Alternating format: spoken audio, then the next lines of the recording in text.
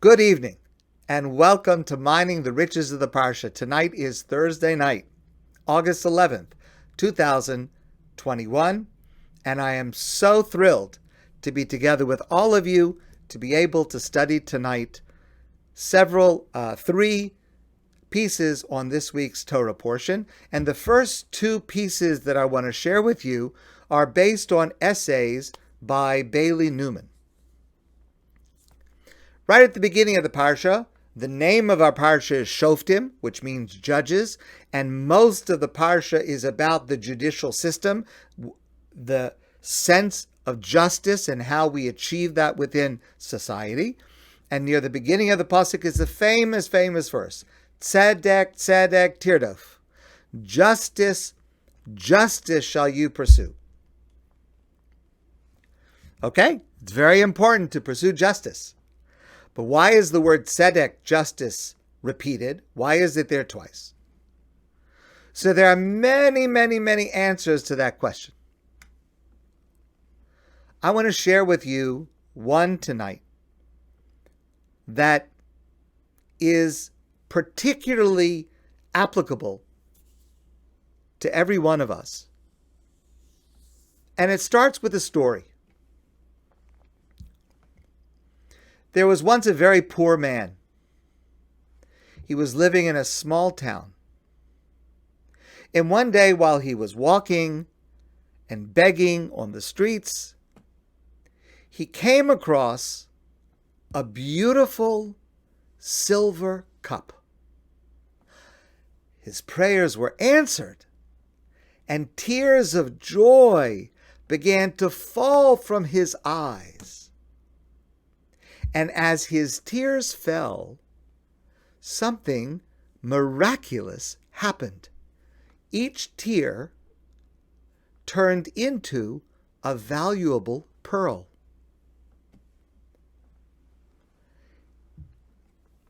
A miracle of miracles, such riches. This man realized it wasn't just a beautiful silver cup, it was a magic silver cup. If a person cried into this silver cup, his tears became pearls. This was the man's golden ticket for the rest of his life. Now, of course, he wouldn't use the money only for himself. No, he would open an orphanage. He would build a new wing to the hospital. He would implement good for his town. He would create real justice. Yeah, of course, he would like a little credit. Maybe his name on a street sign. Maybe a plaque on the wing of the hospital. And then he tried to force himself to be sad again, to squeeze out a few more tears, a few more pearls. He began to think of all that he had suffered, all that he had endured, years of poverty and the humiliation and the shame. And he began to cry, and more pearls piled up, and more, until the story ends with the once poor, now very rich man sitting surrounded by an ocean of valuable pearls, weeping helplessly into the cup with his beloved wife's slain body in his arms.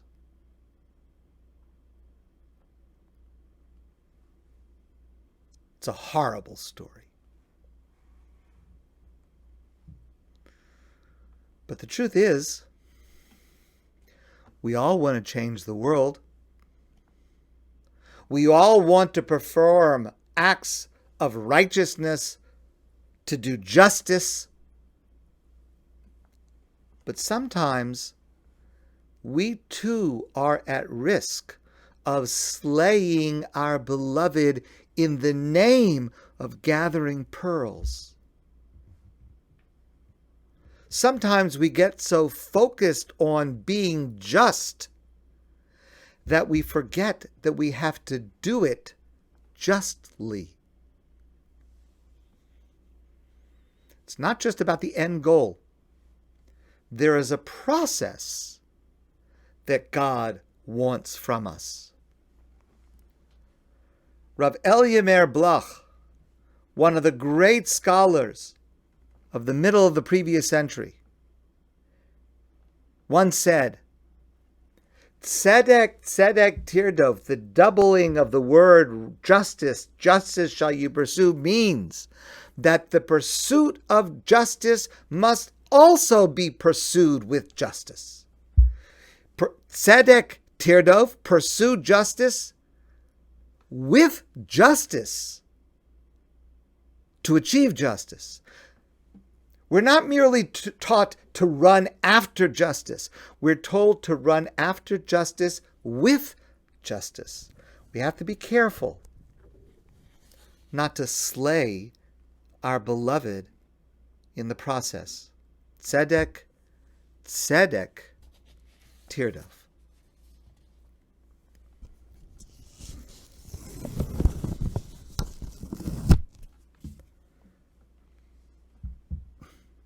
Near the end of our Parsha,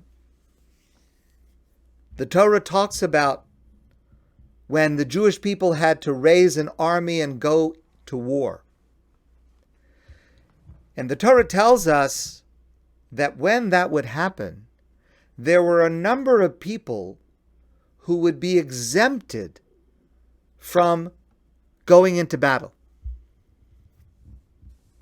Our rabbis clarify that there are actually two categories of war. One is a war that is designated by the monarch or by the government, and for that kind of war there are exemptions. There's another kind of war where God specifically commands the Jewish people to go into war, or a war to protect Jews who are in danger. For that category of war, there are no exceptions. The words of the Talmud are, Afilu chosen mechupaso v'kala mechupasa. Even the bride and groom from their marriage canopy must go to war if they are needed. But in any event, for the kind of war where there are exemptions, where some are able to defer, the Torah says as follows, V'dibru Shoftim ala'am lemor. The officers would speak to the people, the soldiers who were assembled, getting ready to go into battle, and they would say to them, Who is the person who built a new house but did not yet have the chance to live in it? You should go back home.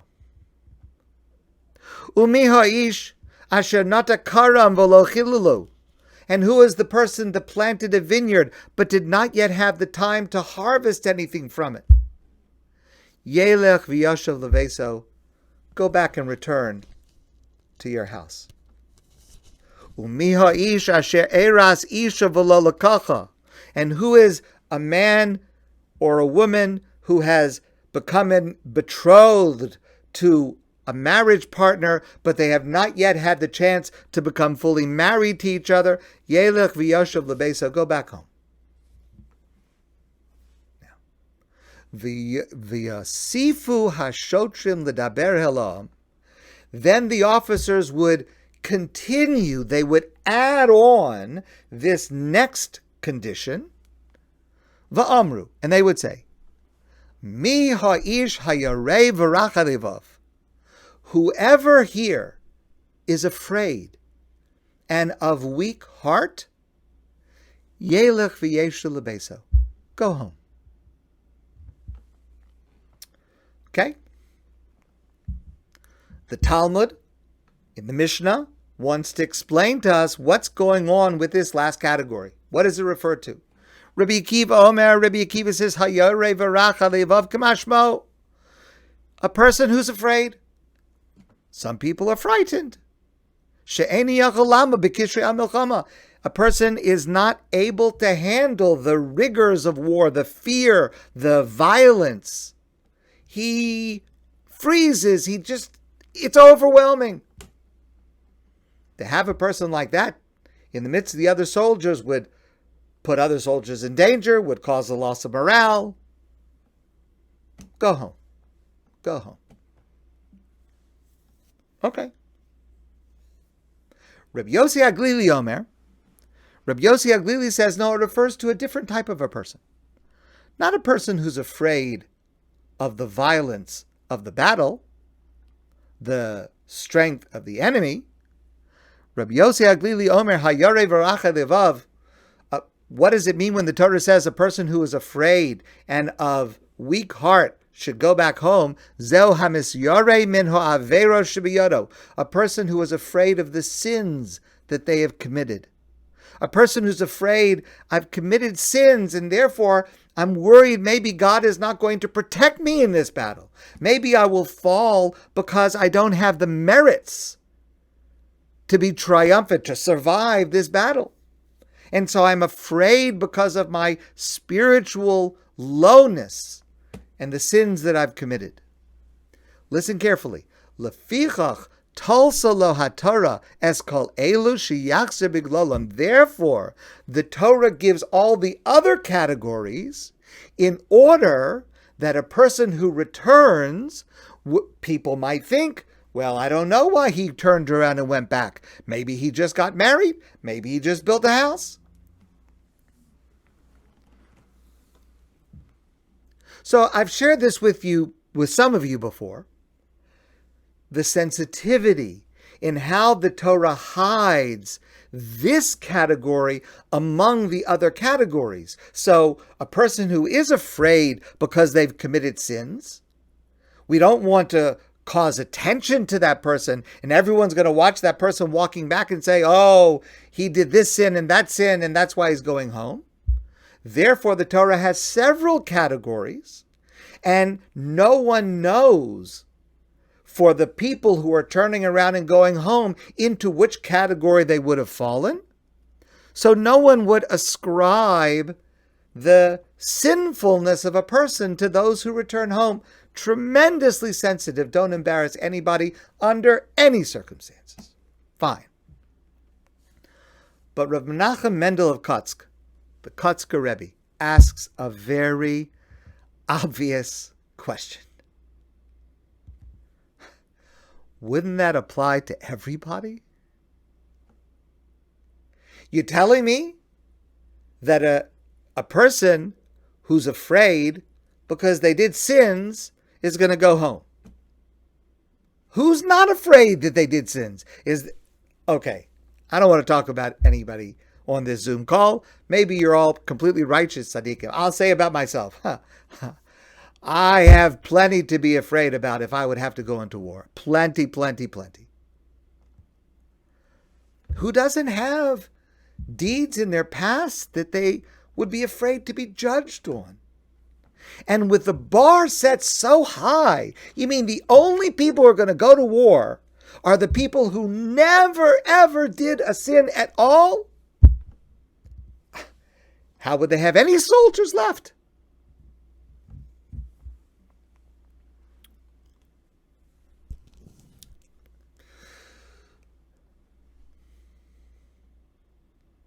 A chassid once visited his Rebbe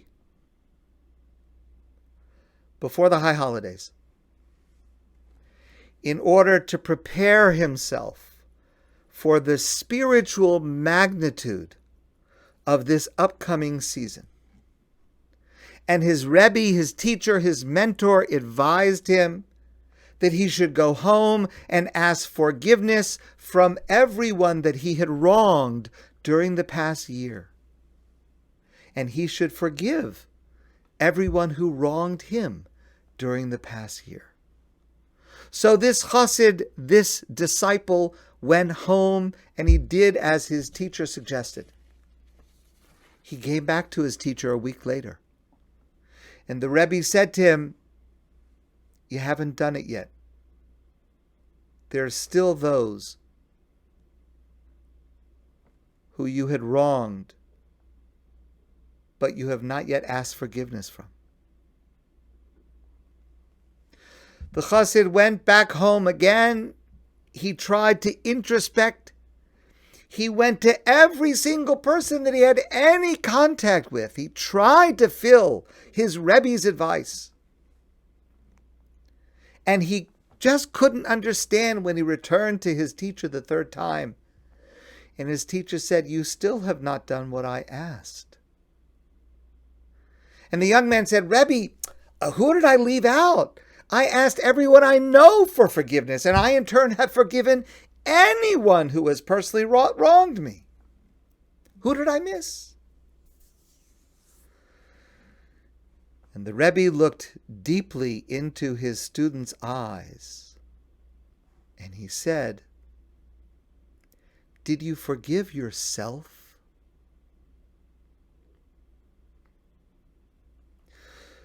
For some of us, and when I mean some of us, I really mean all of us,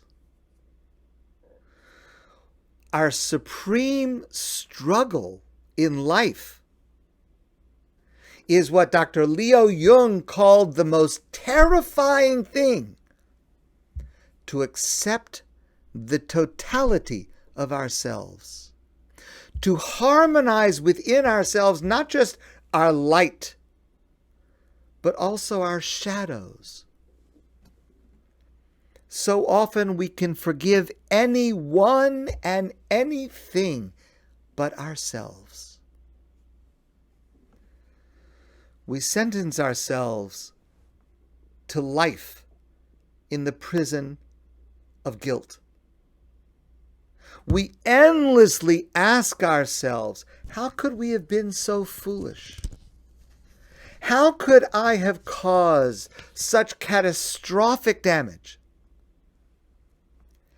And then, all too often, we tell ourselves, we deserve to suffer. We are damaged irreparably. The great Hasidic master, known as the Chidushei Harim, Chidushei Harim writes, if a person committed a serious sin and continuously focus on what he has done wrong, he is in fact thinking all the time of only this act. And where a person's thoughts are, there he is, thinking of their sinful act. If a person focuses on this and on the muck into which he one time fell, he who thinks about muck will remain in the muck. What does God gain from that? While thinking of sin, he could be stringing pearls, adding something to the kingdom of heaven. So often, so many of us, we replay these scenes over and over, and we get trapped in the loop of our thinking. We fixate on how we could have done it better. We could have done it differently.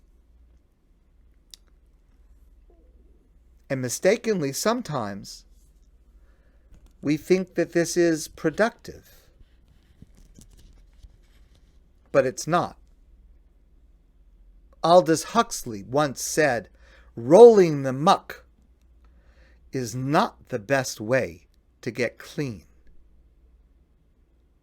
Bailey Newman says, we don't need to beat ourselves up.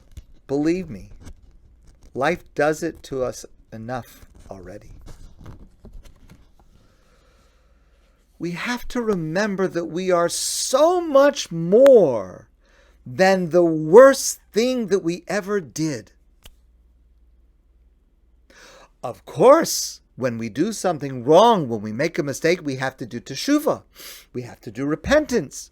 We have to compensate the person we harmed. We have to ask forgiveness with sincerity. We have to introspect. We have to feel bad at that time for what we did wrong. And we have to make a sincere commitment not to return to that sin. And we have to do it with honesty and with humility and with sincerity, of course. But once we do teshuvah, we're promised by God that that repentance is accepted. And then we need to learn to forgive ourselves. And now we can understand the answer that the Kotzker Rebbe gives to our question.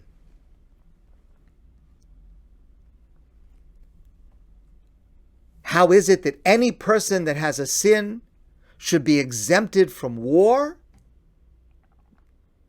No. We need to read the words differently. Hamisyare min ha'avero shebiyodo doesn't just mean a person who did a sin and they're afraid they're going to be judged because of the sin. Not every person who sinned left the battlefield. Person sinned and they did teshuvah, they compensated, they dealt with it, they go on. They don't have to return. The exemption was for a person who, despite having repented authentically, was still distressed, was still obsessed with their past transgressions. In other words, even though they had done teshuvah, they still felt that their avero shebiyodo, the sins were in their hands, still in their hands. Their sins were still haunting their present being. My friends, I hope you have an open heart to hear this message and to let it sink in. And I hope that I have an open heart, because I need to hear this so much, along with so many others. Because this lesson can truly transform our lives. A person who cannot move beyond their past lacks the strength to be a warrior for God. They are stuck in the muck, and they are not stringing pearls. The Kotzker's insight reminds us that while we must be honest about our misdeeds, we must examine and confront our past mistakes, regretting what we did, apologizing for our blunders, and then we must forgive ourselves and step forward into the battle with pride.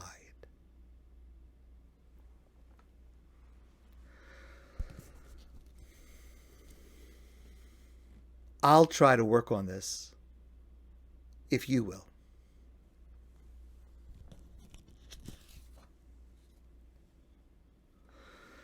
Allow me to share one last piece. What I'd like to share with you is based on an essay by Rabbi David Stav, as well as a similar but more extensive essay by Alex Ozar. So our Parsha, Shoftim, which means judges, is, as I mentioned before, largely about the judicial system, how to form a just society. And our Parsha ends on a most bizarre note. Last passage of our Parsha is as follows. Ki yimatzeh chalol ba'adama. You're out on the road in a rural area outside of any town, and you see, Nebuch, God forbid, a corpse, a dead body. Someone was murdered. Nofel basadeh, lying in the way. Lo noda mihiko, and there's no indication of who might have murdered this person. There are no witnesses, there's no testimony, there's no evidence. Someone was murdered. We have no way of finding out who did it. So then what happens is, v'yatzu zekeinecha v'shavtecha, the elders and the judges of the surrounding towns will go out, umadado el ha'arim asher svivos hachalal. They will measure from the corpse to each of their towns, V'hayahi ir hakrova el hachalol, and the town that is the closest measurement to this corpse must perform the following ceremony ritual, which is known as Egla Arufa.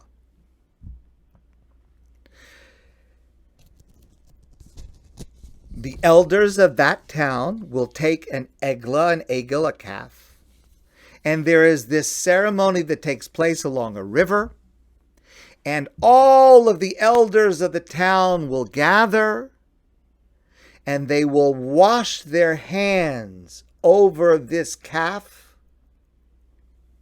Va'anu ve'amru, and the elders, the judges, the leaders will say, Yadenu lo shafchu es adam hazeh. Our hands did not spill this blood. Ve'einenu lo ra'u, our eyes did not see this. Kaper la'amcha Yisrael asher padisa Hashem. God, now you must atone, forgive your people Israel. Vatatavar hadam anaki mikirbecha, and you must get rid of the guilt of this innocent blood in your midst. Kisaseha yashar b'nei Hashem, because now we have done what is right in God's eyes. And that's the end of the Parsha. What is going on here?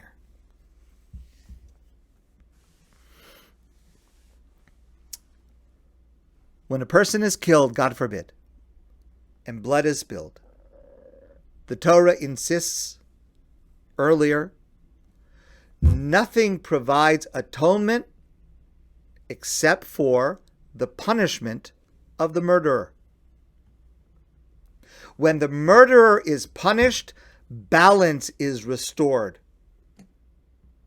Now, of course, punishing the murderer doesn't bring the victim back to life. But the aim of the punishment is not just for the sake of the individual victim, it is also, but it's also for the sake of the nation, for society. Punishing the perpetrator is necessary for a just society. But what happens when someone is killed, God forbid, and we lack a perpetrator to convict? We don't have a murderer to punish. What do we do about the stain on society in that case? And that's the problem this ceremony addresses. So you're walking along the way, and a murdered body is found, and there's no way to find out the identity of the murderer. Then the elders will measure to the nearest town. Why to the nearest town? Just because it's nearest? Why are they responsible? Abarbanel says, were justice in the city as strong and precise as it ought to be, no one would dare commit a murder in its environs. Notice, Abarbanel is not suggesting that the murderer might have come from that town just because it's closest. That's not a logical conclusion. Abarbanel is saying, if I'm close to a town and I know how seriously they take their judicial system, no one would commit such a crime in that area.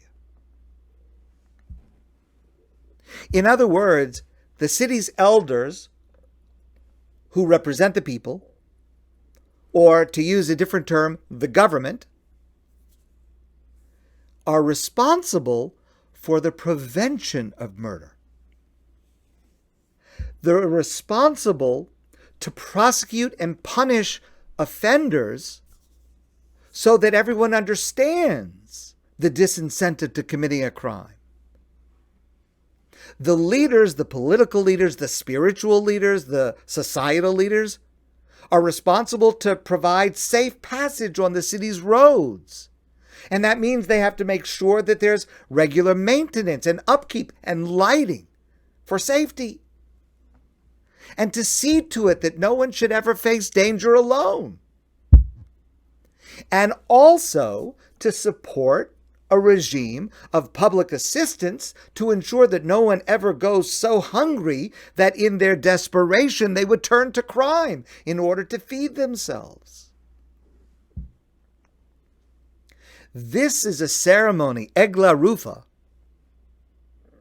after a failure in order to help recreate a safe and just society. And for that purpose, local authorities' involvement is not enough. The Talmud explains not only were the local judges to gather for this ceremony, but the Sanhedrin, the great court in Jerusalem, would send its emissaries as well. Because an unaccounted for murder is not simply the business of the local government alone. It is everybody's business. It is the nation's business. And at the end of the ceremony, the elders and the judges will declare themselves innocent. Yodenu lo shafchu es hadam hazeh. Our hands did not spill this blood. Well, first of all, who accused you of spilling the blood? I mean, that you have to deny that you did something which you so obviously did not do. But I think all of us hear within those words, true, they did not directly spill his blood. The unknown murderer did that. But the clear implication of that statement, we didn't spill his blood,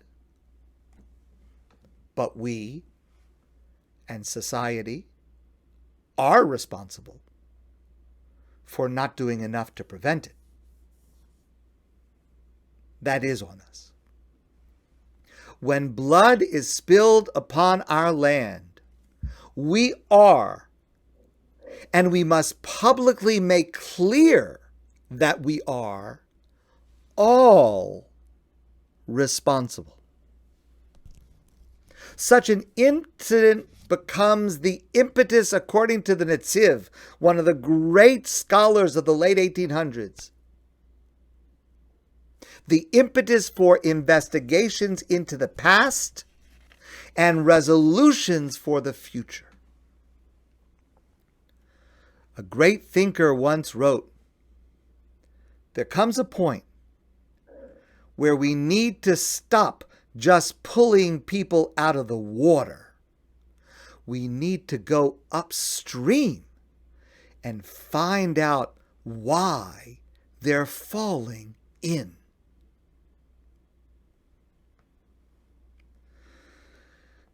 That initiative is a prerequisite for creating a just society. And that is the magnificent mitzvah at the end of our Parsha of Mishpatim, of setting up a just society. The mitzvah of Egla Arufa. My friends, I want to wish you a wonderful evening and a marvelous Shabbos. And I look forward to seeing all of you soon in person.